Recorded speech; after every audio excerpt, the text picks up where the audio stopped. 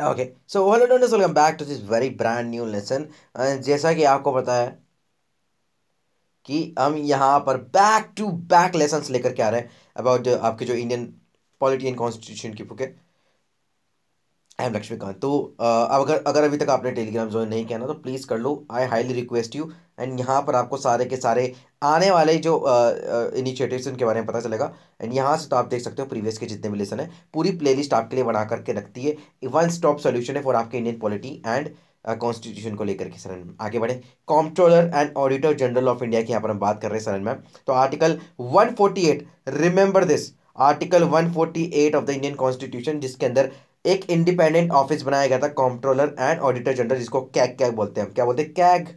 तो ये basically he is an head of जो आपके इंडियन ऑडिट एंड जो आई ए एस ऑफिसर, जो आपकी आई ए एस सर्विस होती है, Indian audit and accounts department, समझ गए आप? तो अगर सर इनमें हम उसकी बात करें तो ही इज आपकी गार्जियन ऑफ पब्लिक पर्स, तो वेरी प्रेस्टिजियस सर्विस है।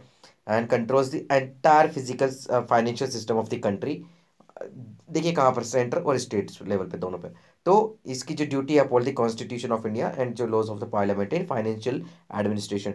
डॉक्टर भीमराव अंबेडकर ने कहा है कि भाई क्या जो रहेगा, shall be the most important officer under the constitution of India.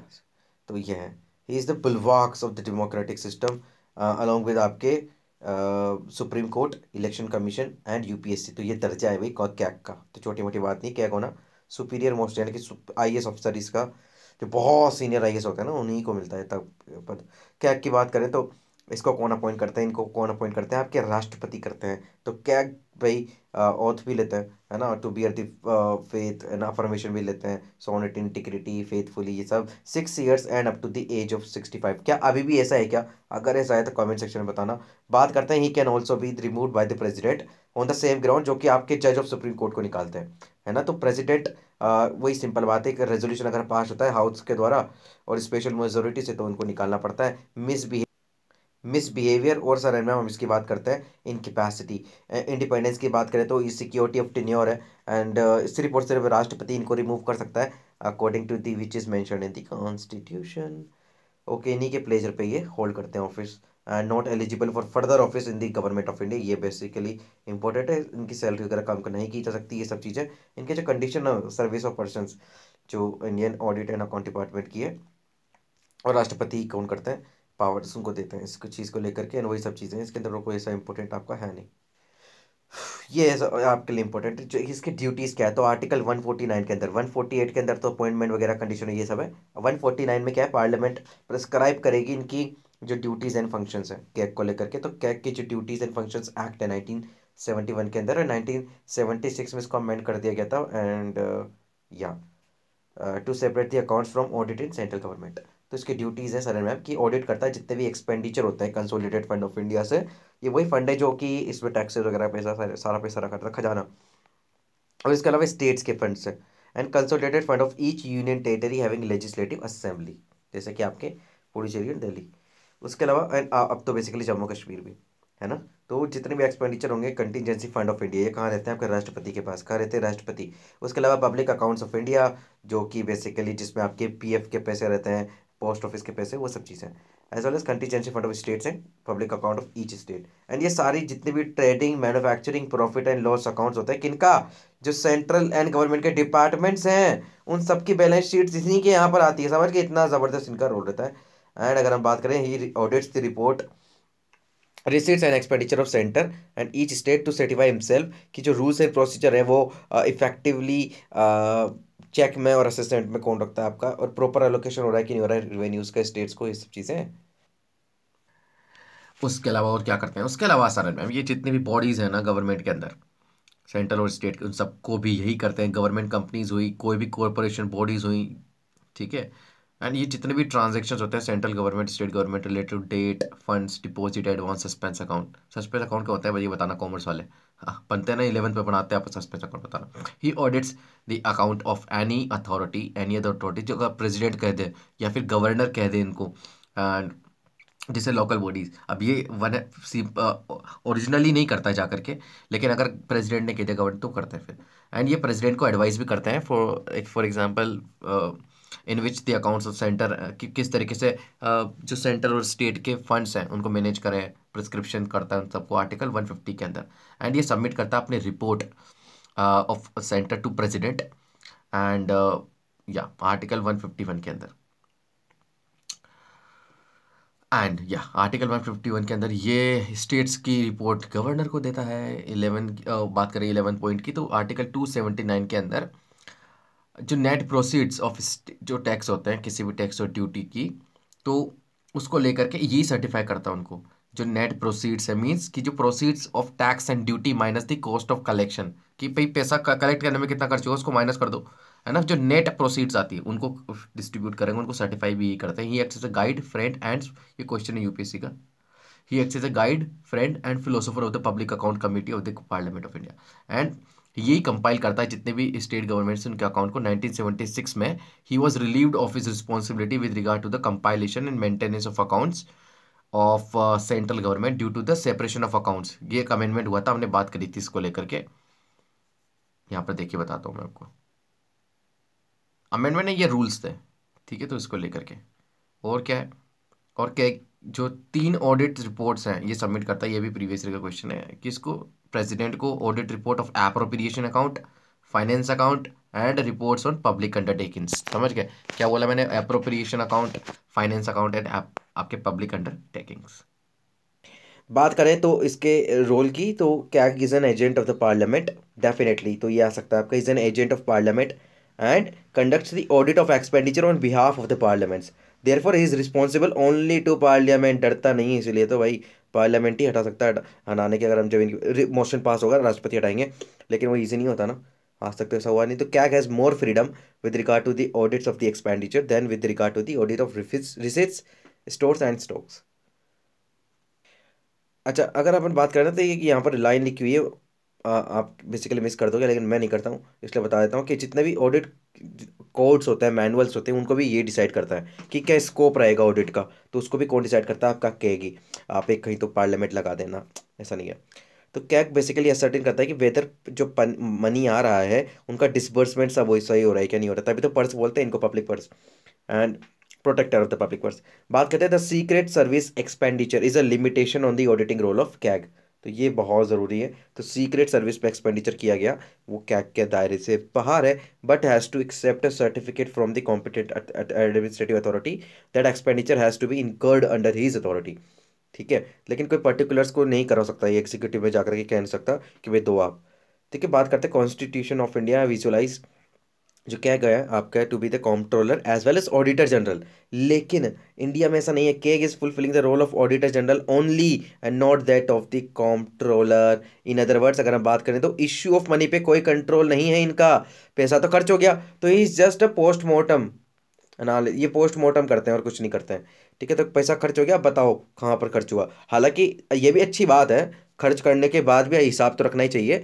लेकिन खर्च करने के पहले का भी तो रखना चाहिए ना। तो कंट्रोलर ही तो तब बोलता है इनको। तो कैग ऑफ इंडिया है differs totally from the CAG of Britain who has the power of both controller as well as the auditor general, यानी कि पैसा पास हो गया राष्ट्र पार्लियामेंट से, उसके बाद कंट्रोलर एडिटर जनरल की भी आपके ठप्पा लगेगा, मोहर लगेगी, लेकिन यहाँ पे ऐसा नहीं होता। In Britain the executive draw the money from the exchequer only with the approval of the CAG. समझ गए कितनी ज़बरदस्त बात है। तो कैग और कॉरपोरेशन की बात करें तो ये पब्लिक कॉरपोरेशन जो कि the role of auditing is limited, क्यों, क्योंकि अगर हम किनकी जो रिलेशनशिप है विद पब्लिक कॉरपोरेशन, वो 3 कैटेगरीज में। तो कुछ कॉरपोरेशन होती है जो कि टोटली और डायरेक्टली ऑडिट की जाती है कैग के द्वारा, है ना, जैसे आपके दामोदर वैली कॉरपोरेशन वगैरह, ये सब, एयर इंडिया, अब तो एयर इंडिया नहीं है, इंडियन एयरलाइंस कॉरपोरेशन, ये सब चीज़। अब देखना इसमें कुछ ऐसी कॉरपोरेशन होती हैं जो कि ऑडिट की जाती है by private professionals auditor and who are appointed by the central government in consultation with the CAG. अगर कैग को नेसेसरी लगता है तो CAG can conduct the supplementary audit as well, ठीक है। तो इस सबको लेकर के नेक्स्ट बात करें तो कुछ कॉरपोरेशन 2 तरीके की हो गई। दूसरी थर्ड तरीके की होती है, some other corporations are totally subjected to the private audit, तो उसमें कैग का रोल कम होता है। They submit their annual reports directly to the parliament, इस तरीके के हैं। And the role of CAG in auditing the government companies is also limited, जैसे कि हमने डिस्कस किया। 1968 में क्या हुआ था, जो ऑडिट बोर्ड था उसको इस्टेब्लिश किया गया by as a part of CAG office to be an associate outside the specialist and outside specialists and experts to handle the technical aspect of audit of specialized enterprises, engineering, iron and steel, chemicals and so on. And जो आपकी ARC थी इसके बारे में बताइए मुझे, जो second ARC थी उसकी ये तो फर्स्ट एआरसी की हम बात कर रहे हैं। सेकंड एआरसी की रिपोर्ट की अगर आपको चैनल पे देखना है in description in detail comprehensive, तो मुझे बताना, लेकर के आऊँगा। मेरा बहुत मन है इसको लाने की, लेकिन वो सब सिर्फ जब जब डिमांड आएगी उसकी, ठीक है, जब भी सप्लाई आएगी सर। ऐसे काम करती economy virtuous cycle. It consist of a chairman and 2 members appointed by the CAG. कौन की हम बात कर रहे हैं? ऑडिट बोर्ड की। ओके। एप्पल बायस का क्रिटिसिज्म है ये, पॉल एप्पल बाय, इन्होंने इसका एनालिसिस किया, इन्होंने कहा कि भाई अब ऑफिस को अबॉलिश कर देना चाहिए, इनके क्रिटिसिज्म दिए। तो यूपीएससी में आप इसको देख लेना मेंस के टाइम पे, तो ज़्यादा आपको फायदा रहेगा कि भाई जो कैग है ना, वो large, the function of CAG is large major and inheritance from colonial rule. फिर ये primary cause of wide spread and paralysing unwillingness to decide and to act auditing has reprieve and negative influence. इस तरह की चीज़ें यहाँ पर है, आप इसको एक बार देख लेना। एंड जब हम बात करते हैं इसके आर्टिकल्स की, तो 148 से लेकर के हमने बात करी थी, इसकी ड्यूटी 149, फॉर्म ऑफ अकाउंट 150। ये बहुत ज़रूरी है, ये बहुत ज़रूरी है, फिर से बता दूं मैं, बहुत ज़रूरी है कौन कौन से तरीके के अकाउंट्स को ये ऑडिट करते हैं। And article 51 151, right. अब जैसे आपके कैग होते हैं वैसे आपके अटॉर्नी जनरल होते हैं, राइट ना? नो, कैग अलग है, कैग फाइनेंस वगैरह देखते हैं। अटॉर्नी जनरल है आपके chief legal officer, chief legal officer of the government of India. जब हम बात करते हैं, ये आर्टिकल 76 के अंदर आता है। क्या बोला मैंने? ये आर्टिकल 76 के अंदर आता है। And has provided for the office of attorney general and is the highest law officer in the country. समझ गए आप? एंड जो अपॉइंटमेंट होती है इसका कौन करते हैं? तो राष्ट्रपति ही करते हैं, जैसे कैग का करते हैं। एंड ये वो पर्सन होता है जो कि एक सुप्रीम कोर्ट का जज बनने के काबिल होता है। समझ गए? एक सुप्रीम कोर्ट का जज बनने के काबिल होते हैं, उन्हीं को केक बनाया, कैग सॉरी एजी बनाया जाता है। तो ये हमारे एजी लोजी, एजी ओजी हैं। कौन है हमारे? एजी ओजी। तो इन अदर वर्ड्स अगर हम इसकी बात करें तो सिटीजन ऑफ इंडिया होना चाहिए, एंड हाई कोर्ट का जज भी रहा होना चाहिए फॉर 5 ईयर्स, एंड एडवोकेट रहा होना चाहिए सुप्रीम कोर्ट हाई कोर्ट का 10 साल के लिए। एंड या फिर देखिए, ये तो ठीक है, लेकिन अगर कोई एमिनेंट जूरिस्ट हुआ from the opinion of president, उनको भी बना सकते हैं। यस, ये एक है। ठीक है, तो समझ समझ जाओ इस चीज़ को लेकर के क्या होता है, इस सब को लेकर के, राइट। ओके, आगे बढ़ते हैं। हम्म, ओके। इनका टर्म कौन डिसाइड करता है? कॉन्स्टिट्यूशन में तो लिखा है नहीं, कॉन्स्टिट्यूशन में थोड़े ही नहीं लिखा है। तो ये टर्म बेसिकली अगर हम बात करें तो फर्दर ना तो प्रोसीजर लिखा है ना ग्राउंड ऑफ रिमूवल लिखा है, कुछ नहीं। He hold office during the pleasure of the president. Okay, तो प्रेसिडेंट के उन पर काम करते हैं। Conventionally he resigns when the government council of minister resigns और replaced as he appointed for its advice. Okay. Next duties की बात करें तो वही सब चीज़ें एडवाइस करता है गवर्नमेंट ऑफ इंडिया को, परफॉर्म करता है legal character assign to him by the president. Okay. And to discharge the functions conferred by in the constitution. तो प्रेसिडेंट इनके कुछ अपॉइंट करता है फंक्शन फॉलोइंग ड्यूटी। तो भाई गवर्नमेंट ऑफ इंडिया के बिहाफ पर जितने भी केसेस सुप्रीम कोर्ट में होता है, उन सब से बेसिकली कौन डील करता है? आपका एजी। सेकंड हम बात करें to represent the government of India in any reference made by the president to the supreme court. जो अंदर आर्टिकल 143, देखिए 143 के अंदर क्या है बेसिकली कि राष्ट्रपति क्या ले सकते हैं? एडवाइस ले सकते हैं, है ना? उसके अलावा बात कर सकते हैं किससे? सुप्रीम कोर्ट से। To appear in any high court in any case जिसमें गवर्नमेंट ऑफ इंडिया कंसर्न्ड है। ठीक है, कोई से भी हाई कोर्ट में जा सकते हैं। अटॉर्नी राइट्स एंड लिमिटेशंस की बात करते हो, अटॉर्नी जनरल के पास ताकत है, has the right to audience in all courts. कोई से भी कोर्ट में जाकर के वो बैठ सकते हैं, सुन सकते हैं, हियरिंग और पार्टिसिपेट कर सकते हैं। Further he has the right to speak and to take part in the proceeding of both the houses. ठीक है, तो he is only only only officer है एग्जीक्यूटिव का जो कि दोनों हाउसेस ऑफ द पार्लियामेंट में जा सकता है, इवन जॉइंट सिटिंग में भी जा सकता है। ठीक है, वहां पर ये मेंबर, ओके। लेकिन के बाद हाँ, यस, राइट टू वोट नहीं होता है। ठीक है, तो एक बात याद रखना, राइट टू वोट नहीं होता है। बोल सकता है एंड वहाँ पे बैठ सकता है, हियरिंग को सुन सकते हैं, सब कुछ सब कर सकते हैं। लिमिटेशंस है, तो ये ही शुड नॉट एडवाइस और hold a brief against the government of India. एक तो ये है गवर्नमेंट का एकदम चापलूस होना चाहिए in other sense. Okay, he should not advice और hold a brief in cases in which he is called upon to advice और appear in the government of India. तो ऑर्डर जैसा मिलेगा वैसे ही काम करेंगे। And he should not defend accused person in criminal prosecution, लेकिन उसके लिए without a permission of government of India. And he should not accept an appointment as a director in any company और corporation without the permission of government India, यानी कि कोई job अगर इनके पास आती है ऑफर, तो गवर्नमेंट ऑफ इंडिया से मोहर लगानी पड़ेगी तभी उसको एक्सेप्ट करेंगे, नहीं तो टट्टा bye. He should not advice any ministry और department of government of India और एनी स्टेटूटरी ऑर्गेनाइजेशन, किसी को भी नहीं कर सकते, और reference in regard to receive through the ministry of law department of legal affairs, बात भी नहीं कर सकता है किसी और से इस तरह को लेकर के। Attorney general is not a full time council of government, he does not fall in the category of government servant. समझ गए? तो गवर्नमेंट सर्वेंट नहीं है ये, गवर्नमेंट सर्वेंट नहीं है। Further he is not debarred from private legal. मान लीजिए साल के 6 महीने जिसमें साल साल के 6 महीने में अगर इसको कोई काम दिया गया गवर्नमेंट के द्वारा तो कर सकता है, बाकी के 6 महीने जो है ये अपनी प्राइवेट प्रैक्टिसेस कर सकते हैं। ठीक है, एज अ लॉयर। बात करते हैं अब, देखिए जिस तरीके से कैग होते हैं आपके, उस तरीके से एजी नहीं होते हैं आपके, राइट, लेकिन उस तरीके से सॉलिसिटर जनरल तो होता है ना। Yes exactly. तो एजी की तरह ही अगर हम बात करें तो अदर लॉ ऑफिसर्स भी होते हैं आपके, जैसे कि आपके सॉलिसिटर जनरल ऑफ इंडिया और additional solicitor general of India. तो ये एजी को असिस्ट करते हैं as a fulfilment of his responsibilities. ठीक है, तो एजी के ही सबॉर्डिनेट्स में हम बात करें, सॉलिसिटर जनरल आता है आपका, है ना। And it should be noted here that only office of AG is created by constitution. In other words, जो आपका आर्टिकल 76 है उसके अंदर सॉलिसिटर जनरल या एडिशनल सॉलिसिटर जनरल के बारे में मेंशन नहीं है। So he is not, and this is not आपके कॉन्स्टिट्यूशनल पर आपके जब बात करते हैं पोस्ट सर मैम, तो एजी जो है is not a member of central cabinet definitely, and there is a separate law minister in the central cabinet to look after the legal matters of the government और the government levels. ठीक है, तो कौन कौन से matters हैं समझ गए आप। एजी कौन होता है? आपके जो चीफ हाईएस्ट लॉ ऑफिसर है, लेकिन वो गवर्नमेंट सर्वेंट नहीं है। लेकिन ये जो आपके सॉलिसिटर जनरल है वो ये कॉन्स्टिट्यूशनल है, ये कॉन्स्टिट्यूशनल नहीं है, तो ये याद रखना। आर्टिकल्स मैंने बता ही दिया आपको, आर्टिकल 76, आर्टिकल 88 एंड 105 के अंदर ये आपका आता है। अब हम बात करेंगे basically advocate general of India की। इसी के अंदर क्यों बात कर रहे हैं? क्योंकि सर मैम इसी से तो रिलेटेड है। आर्टिकल 165 के अंदर आता है, एंड ये कोरस्पॉन्ड करता है आपके अटॉर्नी जनरल ऑफ इंडिया। कैसे? अरे क्यों नहीं करेगा भाई, अगर केंद्र में सेंटर में आपके सेंट्रल आपके एजी हैं, तो स्टेट में भी एजी होगा, होगा नहीं होगा? लेकिन ये छोटा एजी है यार, ये छोटा एजी है, ये बड़ा एजी है।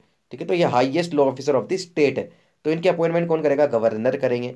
एंड ये भी हाई कोर्ट के जज होने के काबिल होने चाहिए, वो सब चीज़ें इनके भी फिक्स नहीं किए गए हैं during the pleasure of the governor. तो advocate general is entitle to appear between the court of law within the state.